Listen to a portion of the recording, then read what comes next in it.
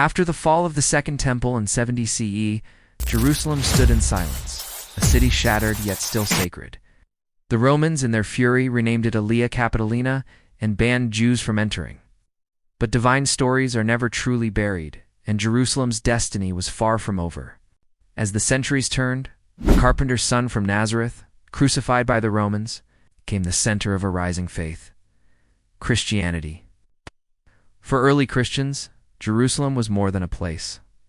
It was the stage of salvation. Jesus had walked here, preached here, and ascended from its Mount of Olives. Pilgrims soon began to flood the city, seeking the sites of his crucifixion and resurrection. In the 4th century, the Roman Empire shifted its allegiance. Under Emperor Constantine the Great, Christianity was legalized, and Jerusalem rose once more. His mother Helena journeyed to the city, and according to tradition, discovered the true cross in 335 CE. The Grand Church of the Holy Sepulchre was built over the site believed to be Jesus' tomb. For Christians, Jerusalem became a place of divine encounter. But another revelation was coming from the deserts of Arabia. In the 7th century, a prophet named Muhammad rose in Mecca, preaching the oneness of God. Within a few decades of his passing, Islamic armies swept across the Middle East, including into Jerusalem in 638 CE under Caliph Umar. The city was taken peacefully. Jews were allowed to return after centuries of exile, and Christians were promised protection. For Muslims, Jerusalem held deep spiritual significance. It was from here, according to Islamic tradition, that the Prophet Muhammad ascended to heaven in the miraculous night journey. On the Temple Mount, the Dome of the Rock was built in 691 CE, its golden dome shining like a crown above the city. Thus, Jerusalem stood at a rare moment of peace, sacred to Jews, Christians, and Muslims alike. But peace never lingered long in the holy city.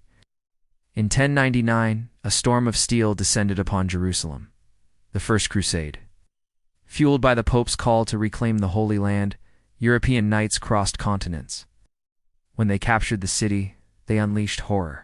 Tens of thousands, Muslims, Jews, even some Christians, were massacred. The Church of the Holy Sepulchre was seized, and a Christian kingdom of Jerusalem was established. But just as the Crusaders came, so did resistance.